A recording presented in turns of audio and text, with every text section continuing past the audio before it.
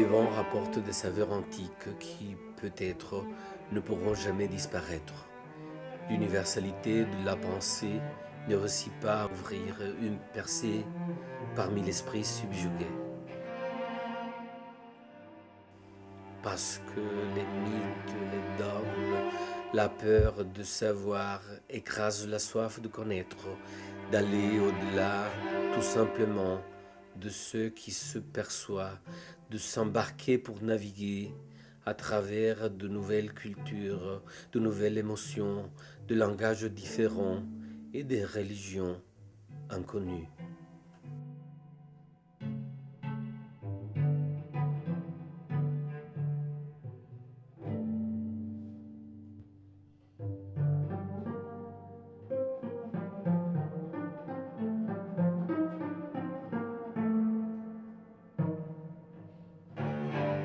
Les mondes s'entremêlent, les limites semblent échapper à la perception commune, mais encore, les murs continuent à parler des langues anciennes qui se présentent encore de nouveau, violemment, et ils voudraient rompre ces dogmes.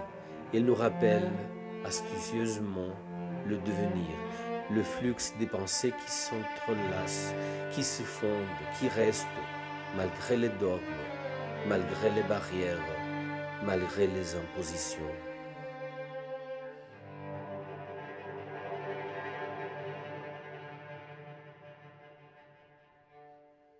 La culture pousse encore plus fortement parce que, peut-être, parmi les cellules de la mémoire, elle est toujours présente, la semence d'espoir, à la base du sang versé, à la base des conspirations du pouvoir, à la base de la trahison.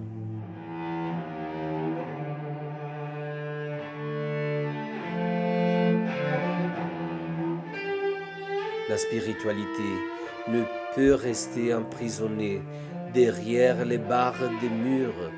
Il doit se refléter aussi sur la beauté de la pensée, des vers, des mots et des sentiments. Quelle morale peut lancer la première pierre? Quel jugement peut être le plus fort d'un héritage presque millénaire? Les dogmes voudraient écraser l'héritage qui ne peut pas être enchaîné au temple.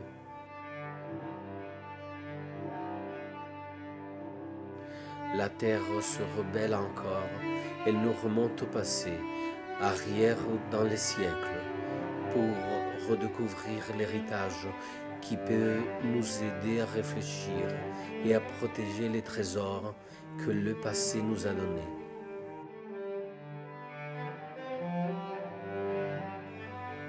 Peut-être que c'est juste là la stupéfaction, dans la redécouverte de cet héritage d'égalité que quelqu'un voudrait briser, dans la redécouverte de cet héritage de l'égalité que quelqu'un voudrait annuler, dans la redécouverte de cet héritage immatériel, incassable, imperceptible, qui surmonte les barrières du temps, de l'espace et des peuples.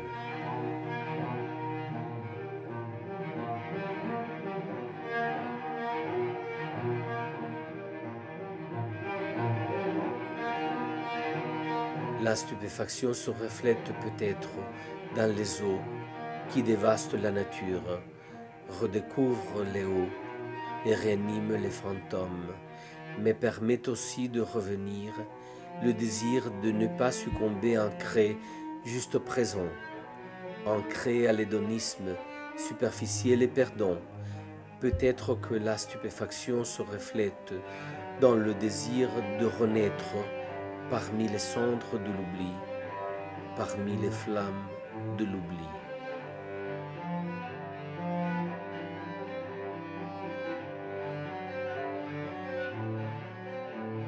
Les vents continuent à rapporter des saveurs antiques, des couleurs fanées, des pages de l'histoire. Parce que l'avenir a été écrit aussi hier.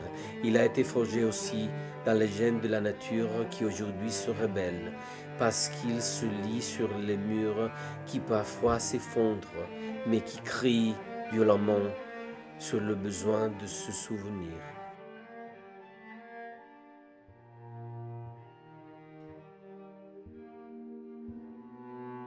Les êtres tomberont en continuation, peut-être. Le devenir signifie vraiment se pencher et revenir, peut-être. Se multiplier et refuser. Ne pas reconnaître et oublier. Et alors se rappeler, après, aimer, aider et éduquer, soulager, peut-être. Les langues se mêleront dans l'éternel devenir. Les murs résisteront à la dévastation, mais ils s'effondreront aussi, et les hauts arriveront jusqu'au bord de la mer. Il reviendra mnémonique la pensée, le désir, le besoin de surmonter, l'universalité de l'être, le droit d'exister, le droit de la paix, le droit de savoir.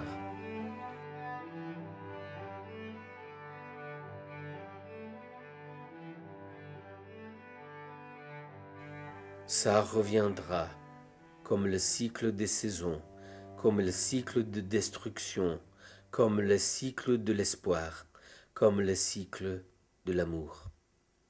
Ça reviendra.